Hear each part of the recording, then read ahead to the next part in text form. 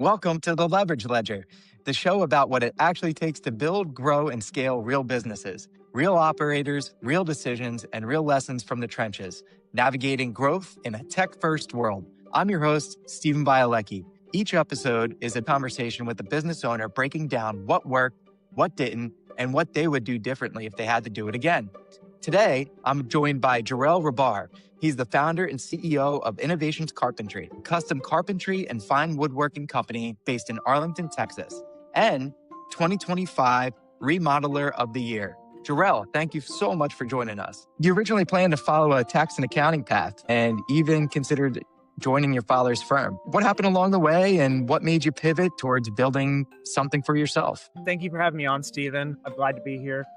I started out in junior college playing college baseball. And when I had transferred to go to a four-year university, halfway through my first year, they told me that I was going to have to pay for a fifth year of schooling. And instead of going $40,000 in debt, I decided to change my degree to get something that would get me out on time. When I graduated college, I went into commercial project management. And I was at a small company. We were doing smaller projects around, the $20,000 to $120,000 range. And I wanted to move up to do those big, large projects that you see that are in the $500 million range. Well, I got a job, and then the day before my orientation, they rescinded my job offer due to COVID. And so I bought a new home. At the time, I was dating my wife, and I didn't really know what to do. So I started out doing carpentry, doing some general contracting work, just kind of like I had done when I was a kid. I spent summers on my godfather's ranch, and he taught us everything from pouring foundation all the way up to shingles on a roof. So I had a very good basis and knowledge of how to do a lot of things because I had done them growing up, as well as managing other subs because we had people come on the ranch to do those things. Wow, that's quite a bit. What was going through your head at that moment, and why did it feel like starting a business was the right move to make? Well, I have trouble sitting still. And I knew I had to do something. And at that time, I was calling my friends, I was calling my colleagues to see if any other company was hiring, but everyone was on a hiring freeze because they didn't know what was going to go on. So I started with something. I've always been entrepreneurial. I've always had the mentality of thinking outside the box. And so I went into business for myself thinking that it'd be temporary until that COVID had finished basically. And it just kind of started snowballing. We started doing different general contracting projects where I was doing most of the work. So I was doing the electrical, I was doing the plumbing, I was doing the painting. And then as things got larger and more difficult, I started finding and hiring out subs. But what I really realized is I didn't like herding cats. I didn't like having to manage people that weren't, my own people, because now sometimes they just don't show up and you're getting calls from homeowners saying,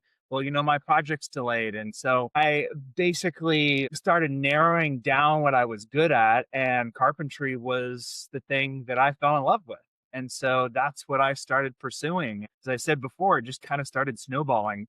And so that now we have 4 full-time employees, we have 2 company vehicles, we've got a shop. So we're making large strides from 5 years ago. It's impressive. But yeah, 6 years in, Innovations Carpentry has a really strong reputation for quality work. From your point of view, what do clients notice or feel that makes your company different from others in this space? So what we stand for is craftsmanship matters. A lot of what you see going into homes right now, they just kind of throw it against the wall and whatever sticks is okay. And, I wanted to have pride with my work, and I wanted to leave something with my clients that they could have for a long time that would stand up for itself compared to what other people offer. And I think that really helps me kind of get into my niche market, but also it helps when I'm hiring people to become a part of our team, because when you have a purpose, when you have something that you really care about, you want to do better. And so I'm trying to build a team that really relies on that craftsmanship, that really goes back to the roots of carpentry, where I can teach you those fundamentals and then now we can implement them with newer technology. Business has grown. You've hired all these employees, and I'm sure that's been challenging. But how has your role changed from day to day, and now where you spend most of your time and energy as the owner? So I stopped doing the work in, oh geez, late last year. I had a diagnosis where one of the bones in my hand had become necrotic and they had to operate on it. And so they took out three bones in my hand so that I couldn't work. And it really pushed me into being more so of a sales and managerial role, which has also pushed me to get a lead who now manages those people on the job site, does those day-to-day tasks while I'm thinking 2 weeks, a month, 3 months, 6 months, a year down the road, so that now we can keep those leads flowing in and it continues to grow our business, which at the time was a blessing in disguise, because otherwise I still would have been wearing the tool belt today.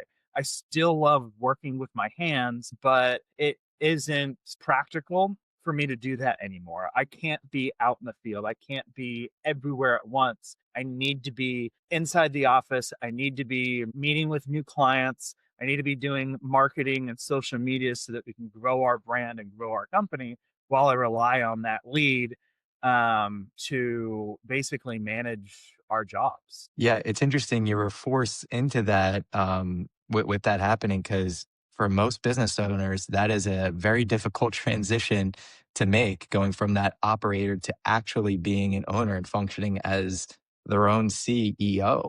They have a hard time letting go of those reins. Has that been beneficial as you've been building your own family and trying to spend more time with them at the same time as juggling this very nice and growing business that you've built? So, yes and no. Part of owning a business is trial and error for a lot of that. And I'm lucky that I have a lot of people that I can rely on that have been self employed for so long. We're a part of NARI, which is the National Association of the Remodelers Industry. So I have people that I can talk to that have 20 or 30 years of experience Mm. and have had trade backgrounds that come with this. And so what they've told me is that you have to hang up that tool belt to be able to grow your company. And so now that I'm having more time in the office, I can kind of set my schedule so that I do have a work life balance instead of leaving the house at 5 a.m. in the morning, getting home at 6 p.m., and still needing to go do quotes and run payroll and do all this other stuff.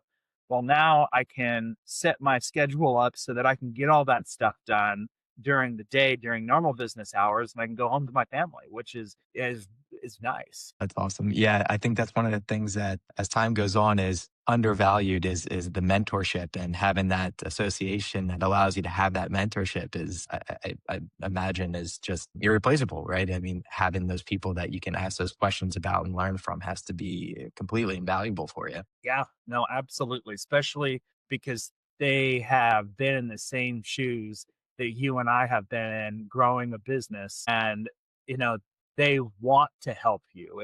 They don't see you as competition. They want somebody who's young and in the trades coming up. They want you to succeed because it benefits everyone around you. So yeah, I mean it's huge. And so having that network of people has been instrumental to my success. It's incredible. And, one of the things that struck me from our conversation earlier was how intentional you are at protecting your gross margins. And maybe that comes from your father and your background in accounting, but I typically don't hear that from business owners. Usually I'm the one that has to preach it. So I'm curious, what systems, processes, boundaries have you had to put in place, and what has been the most important in that striving of keeping the business profitable without burning you out? One of the hardest things to do is say no, especially when you need work. And so, what I've learned is not everyone is going to be my client, and that's okay. This is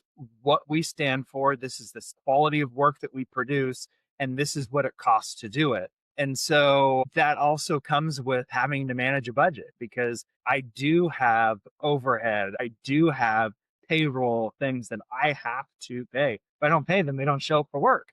And then, it doesn't help anyone. Um, if you aren't on your numbers consistently, if you're not following that, you can't be successful because especially getting started with a business, you don't get paid frequently. You're taking the bits and pieces that come. And now that I'm finally getting my feet under me, I'm starting to take that salary. And so if I'm not on my numbers, then um, yeah, I don't make any money. And so part of what I learned in school from accounting is, how to run that, as well as talking with people that have been in this industry, especially new construction building. I mean, you won't make it. I mean, it's a 20 to 25% margin. It's tiny compared to what the remodel is, which is there's a lot more wiggle room.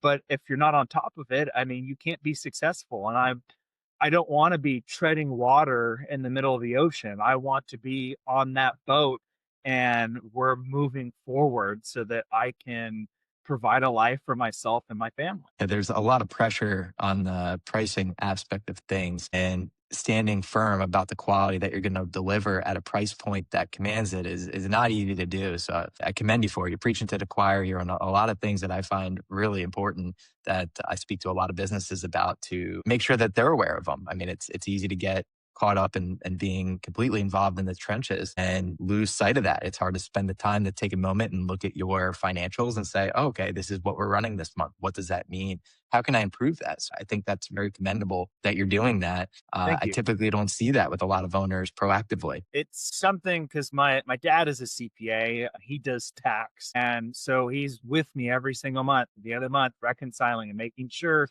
that we're on top of things. And my head has been in sales. I need to get more, and I need to get more in. But if I'm not on top of those numbers, then it doesn't matter how much I get in. I could rob Peter to pay Paul, and again, I'm treading that water in the middle of the ocean instead of moving forward and growing. It is really important to be on top of that and, turning down jobs that don't fit what your business model is, which is, again, saying no is hard. And I have colleagues that have been doing it for 25, 30 years and they still have trouble saying no. But if you trust in your process and you show your customers that, you set boundaries with them, you set yourself up for success. Following that process and procedure again and again and again sets yourself up for success.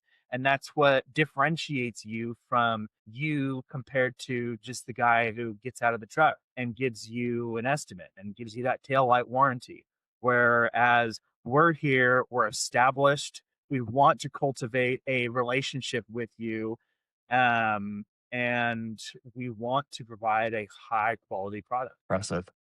So one of the things that I was also impressed with is, as we know, that a lot of the trades are heavily skewed towards an older workforce, and you've taken a different approach. You have started by creating an internship program for people basically getting out of high school to see if it's for them, to see if it's something they might be interested in. What inspired that, and what have you learned so far from doing that? So I read an article that came out from the National Association of Home Building, and they said that the two trades that were declining the most, number one was masonry, and number two was carpentry, where the average age for a carpenter was 55.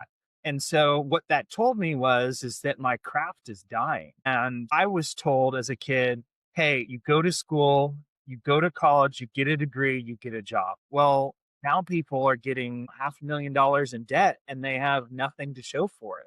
While if you get into the trades, you can learn something through that program and make a great living for yourself, whether it is plumbing, HVAC, framing, electrical, what have you, and you'll be farther ahead. And you'll always have that. No one can ever take that away from you. AI can't take that away. So the reason why I started this internship program was to show young men and women that the trades are a viable source to make a living. And so we provide this to high school graduates that are 18. We do a 3-month program from basically once they get out in May to August. And some of them stay on. Some of them say, hey, I don't think I really like carpentry, but I really like working with my hands. I think I'm going to go try electrical.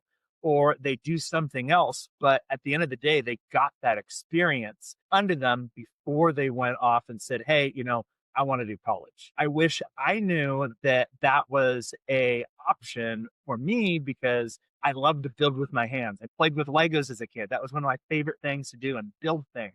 So I wish I had that opportunity as a kid, and I wish that we had schools to be able to do that. So that's one of the reasons why I started it, to give somebody an opportunity that they might not have known before they make that decision of going into college. Commendable and a brilliant idea. Yeah, I couldn't agree more how helpful that could be and giving people insight to different options that they could have.